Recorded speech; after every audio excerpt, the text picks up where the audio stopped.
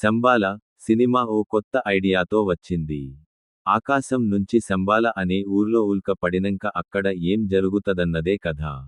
Science కి మూఢనమ్మకాలకు link పెడుతూ director Yugandhar కథను నడిపించిన తీరు బాగానే అనిపిస్తది. మొదట్నుంచి ఓ మిస్టరీ ఫీల్ క్రియేట్ చేసి ప్రేక్షకున్ని కథలోకి లాగుతడు. అయినా ఫస్టాఫ్ కొంచెం లాగినట్టు ఫీలింగ్ వస్తది.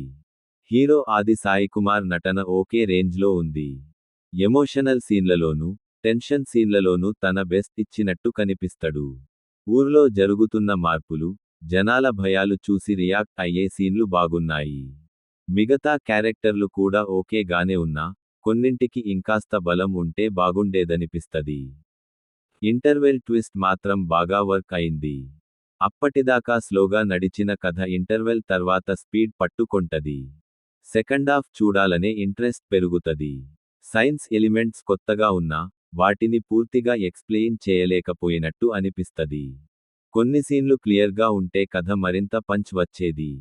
శ్రీచరణ్ మ్యూజిక్ సినిమాకు పెద్ద plus. Background score thrill సీన్లను బాగా ఎలివేట్ చేస్తది. కానీ విఎఫ్ఎక్స్ మాత్రం కొంచెం డల్గా అనిపిస్తది. ఉల్క, దాని ఎఫెక్ట్స్ ఇంకా బాగా చూపించాల్సింది. ఫస్టాఫ్లో కొన్ని సీన్లు కట్ చేసి ఉంటే సినిమా ఇంకాస్త టైట్గా ఉండేదని ఫీలింగ్. మొత్తానికి, శంబాల సినిమా డిఫరెంట్ కాన్సెప్ట్తో వచ్చిన ప్రయత్నం. కథ కొత్తగా ఉన్నా, క్లైమాక్స్ రొటీన్గా ఉండటం మైనస్. అయినా థ్రిల్లర్ టైపు సినిమాలు ఇష్టపడే వాళ్ళు తప్పకుండా చూడదగ్గ సినిమా. రేటింగ్ 3/5.